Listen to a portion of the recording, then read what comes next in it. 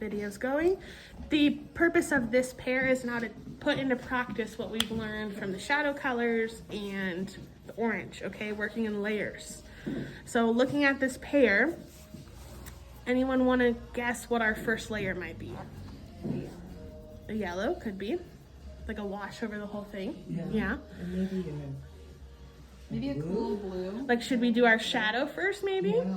Could be. There's really no wrong answer because this is very green. If that blue separates, I don't really care so much. Versus with that orange, I didn't want that happening. So that was why it was really important to do that blue first. Okay. So this one, I probably will start with yellow because I prefer to work that way, light to dark, especially since all my colors are in a similar family. So I'm not wanting to hide one of them in layers. I'm gonna start with my lemon yellow. I should probably clean some space off. Let's do this one. I'm gonna, instead of the other article, Yeah, you can use that one. I have, because I've never used the one you guys have. But they're both cold, so it's up to you. I think your palette your is the other one I can never remember the name. It starts with an A, I think. yeah. But you'll see that when I drew a little bit of my shadow and my highlight shapes to kind of plan. I find that's helpful. I probably should maybe erase a little bit of the highlight because I don't want a hard line. Yeah, that's fine. That's what you guys did in the spring. So that's what your color wheel's made from. Okay. But the one I put on our supply list is Lennon. I think I used to also say Hansa. Okay. But, you know. Do you paint the entire base yellow or do you leave some white spots? What I'm going to do is I'm going to go back in and dab it out. Because other than there, this one doesn't really have a hard line, right? It's not really a hard shape.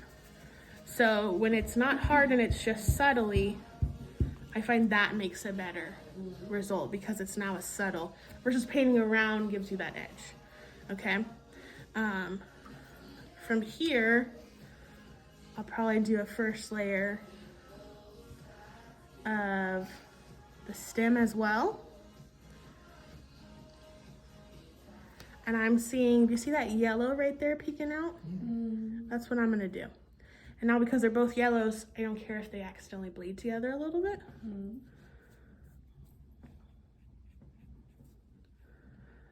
This one, I think I am going to leave the white. I'm not gonna dab it off. Yeah, there's another class going on out in the clay room. That's where those people are from. Maybe I will. Change my mind. Okay, so that's good. Probably what I'll do next is let it dry. And then we'll do some of this green. Does that make sense? So you want to go get here and then we'll do more in a minute. For the next layer, I'm going to be doing these kind of brighter greens right here. So I have two mixtures, one with my warm blue and one with my cold blue, because I'm going to go kind of back and forth between them. Now, that's not yellow enough. I can see right now, so I'm gonna add. Are you using your cool? And you're mixing both yellow. Yeah. Really does not matter too much, the yellow. That's better. So I'm gonna click. So I'm sorry, I missed which yellows are you using? You're using both of them? Kind of both. Okay. Whatever. But you want to basically start with like a light green? Yeah, we're going more yellow green right here. That makes sense, okay. Okay, because that's our next lightest color. And I'm gonna put some clean water in there. Oh, don't want to put blue on there. Oh, I just did what I did not want to do. That is okay. Happy mistake. Yeah, I'll just make it part of it.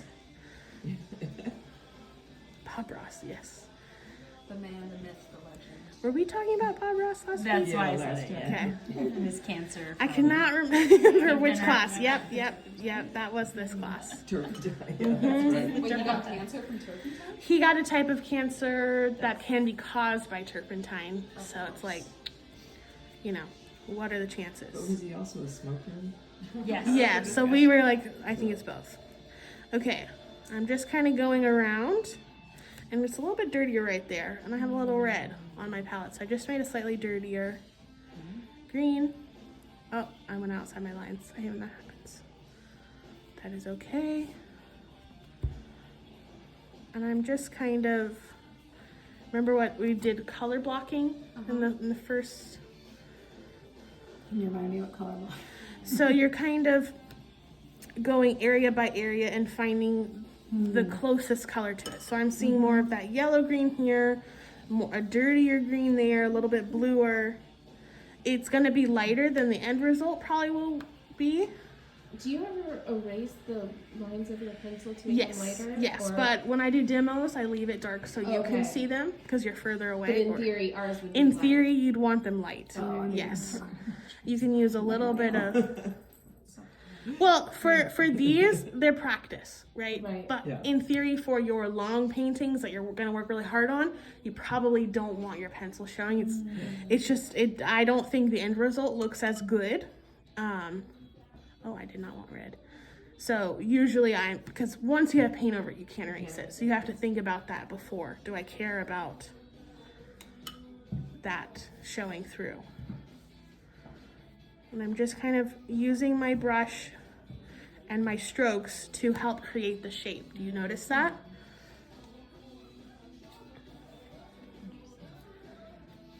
Okay, now I'm gonna go a little darker. I'm seeing more cerulean right here. Do you see that? So this is probably brighter than I'm gonna get it, but I can tell from this that cerulean, it was underneath, a dirtier color over it. So I'm gonna put that down now so that I can do that layering later.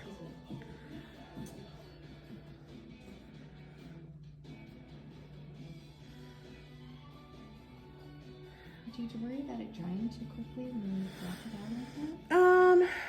Yes, but I've done this enough that I know how to hop back and forth. Yeah, So I'm not staying in one area for too long because Yeah. then it does dry. right. I'm gonna put more. You see how there's like this glow right there? I'm gonna put some more yellow right there. You can also like pick up. So with a clean, almost dry brush, you go in and ooh, I did not like that. Don't look at that. But like you're like putting it down and then scraping it up. It kind of leaves a stain behind. Yeah. There's a term for it. I cannot think of it right now. Watermark? No, lifting. That's what it's called. You're lifting. Now, I think from experience, I think that whoever made this original one, that's actually white gouache over it. Okay. So that's why it looks like it's on top. So White wash. gouache. Oh, gouache. Yes. So when you get like watercolors, if it has white in it, that's technically gouache. Watercolors, there is no white watercolor. It might say white, it might say watercolor, but it's not. It's gouache. It's more opaque than watercolors. So I'm going to leave it. You can tell in this one, I didn't want to do it. So I made it more of like a yellow, okay, to make it look like there's light hitting it, but it's not my highlight. So it's up to you about which one you want to do. What you can do is like leave it kind of empty now. And then later on, if you don't like that like blocky shape showing, you can always paint over it. But I would say this is my next layer.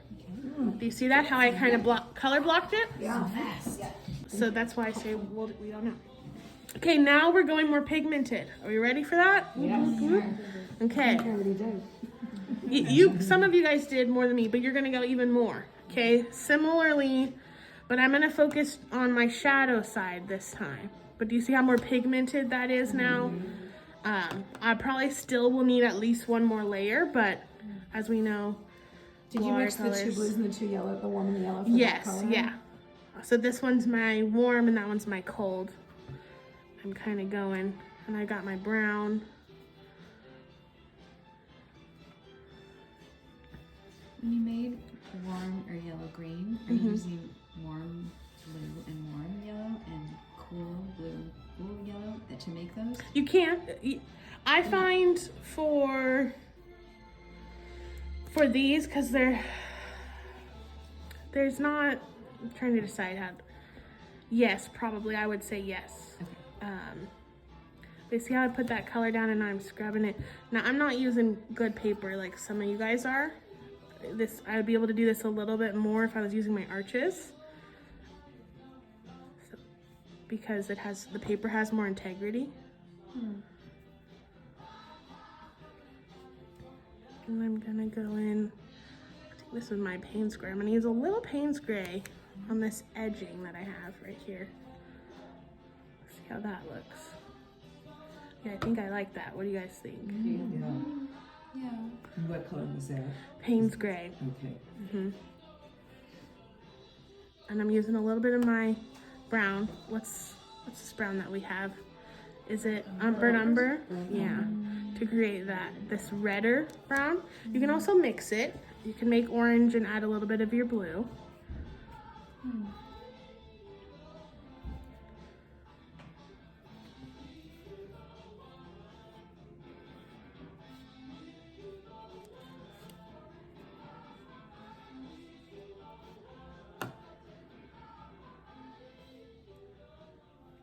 But so here's where I have to be careful because I have an edge. So this is an edge. I don't want that edge right there. Right.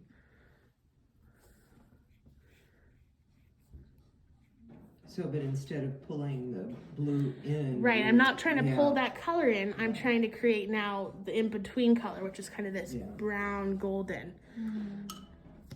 And now I can I think I need to boost my vibrancy of color right here. Some of you will probably have it bright enough right there. You don't, so you can use clean water, but I need to brighten mine. So I'm gonna make a little bit of that yellow green. And use that.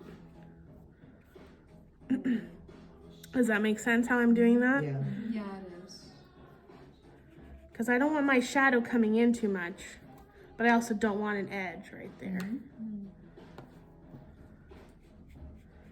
But maybe I moved it a little too much. That's okay.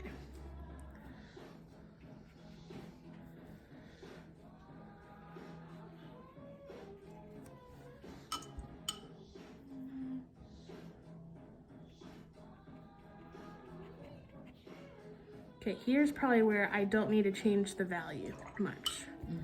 So I want to use clean water, but this is the point where some of us, we add too much water and it spreads. So I just need a clean, semi-damp brush to pull it in. I don't really need to be introducing too much water. You see that? Versus if I added a bunch of water right there, it would have, instead of going in, it would have gone out because in wasn't wet, right? Right. And I can pull some blue on this side, just like we did with that orange, to create this kind of shadow right here. I'm probably not gonna go too dark because it's really wet right now. If I do too much, it's gonna just keep going out. So I gotta be careful how much I introduce.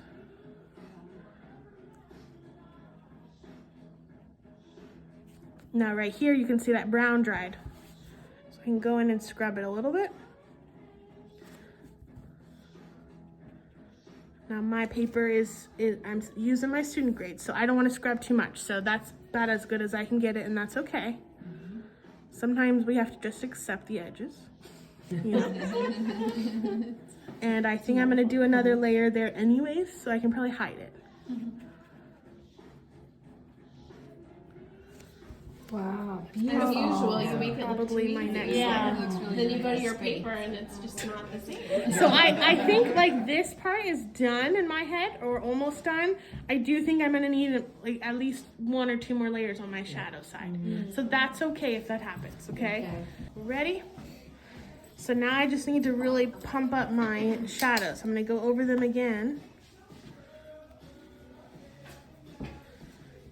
I wanna go pretty pigmented on this. Is that straight? Yes.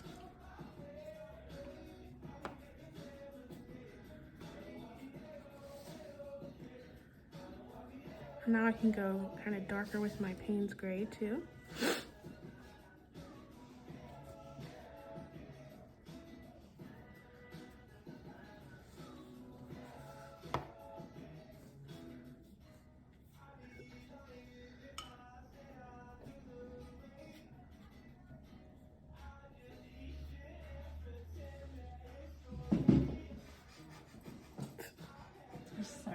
that work. Okay, here's what I'm gonna go. Like that. That's lifting. Mm-hmm. Okay.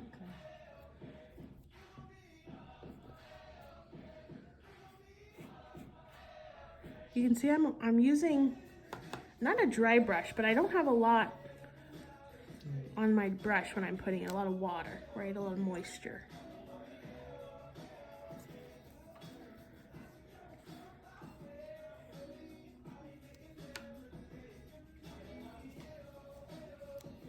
Now I'm gonna do some of that blue on this edge first before I get it all wet.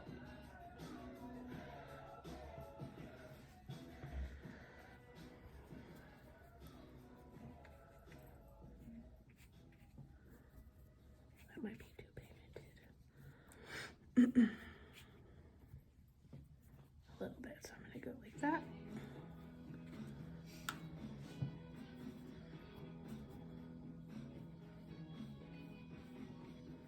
There we go, that's better.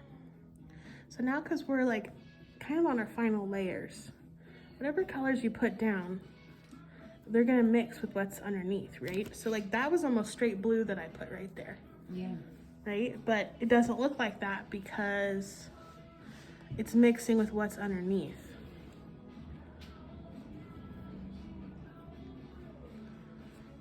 And I think I don't want that there, so I'm gonna go like that.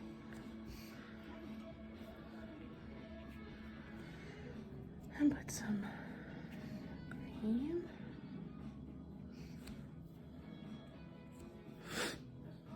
And I gotta be careful, I'm forgetting down here.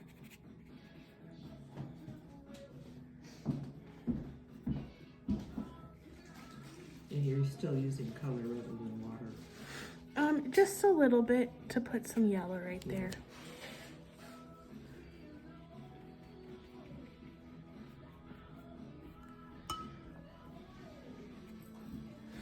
I'm probably gonna put a little bit of that right there too. Now if the lifting's not working, you can also go in with a paper towel and try to do it. That worked a little bit.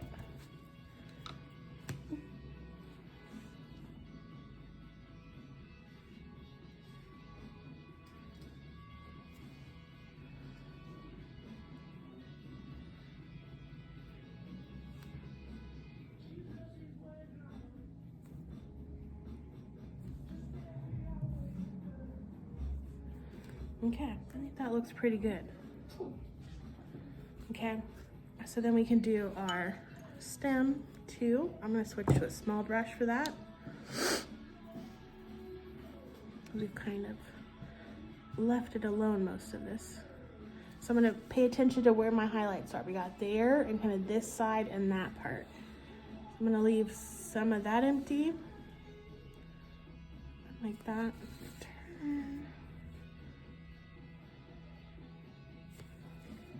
Oop.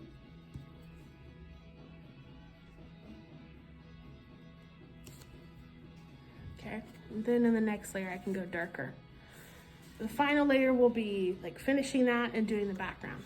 Does that make sense to everyone? Yeah. Yep. Okay, I'm gonna start. So I've mixed my Payne's gray and my brown to make this cast shadow color. I'm probably gonna go a little browner. Okay, and I'm using my bigger brush. Yeah. And I'm gonna paint it in. I might need to end up going back over this again, but that's okay. And then I'm gonna take some brown and I'm gonna do this bleed. I have a little more yellow on here than the picture, but that's okay. And I'm gonna introduce my blue and Payne's gray mixture. I went a little darker than they did, that's okay. Ultramarine. Yeah. And just kind of. Oh, that looks cool. It's very pretty. Tap it. So that's ultramarine and Payne's gray. Okay. Thank you. And then you notice how the shadows in the background darker on the light side and lighter on the dark side? that is a way to help create the contrast in your object. Okay, so I'm gonna take this and I'm gonna go, That's fun. That looks really cool. Wow. I'm gonna pull it out. Okay, so when you're painting things, you can kind of edit your background to have this. It really will help your object pop. That's really nice. That blue house paint's great in it too. Yes, Yeah. to kind of make it a gray. Now our reference photo, I think they're using what's called a phthalo blue. Okay. We don't have that, so that's why theirs looks a little different. That's good. So we can probably maybe use a little cerulean too to kind of create that brighter blue in some places. Now they have like a water bleed right here. Doesn't have to look exactly like theirs. And then I don't want it too dark on this side, so I'm just gonna put some almost clean water. Oh, that looks so cool. That really looks really good. Wow. And maybe while it's wet. It's helpful hearing that, like, with the background, you can also have it be different, not intensities, but like lighter, darker, because like, then it also helps serve the pear. instead Right, of 'cause just being the- all one flat color. This is our focus, right? The object. So, I want the background to help my object. Oh, cool. Okay. And so then I'll probably go over my shadow just one more time. But this is good too to do because maybe it dries and I realize I need another layer on my pear. Right. My pear might need a little more oomph. Definitely my stem does. I can see that now. And I know my shadow needs more. Okay. So if you feel like you're at a point where like I don't know what to do a layer on whatever you haven't done. Usually the background. Okay.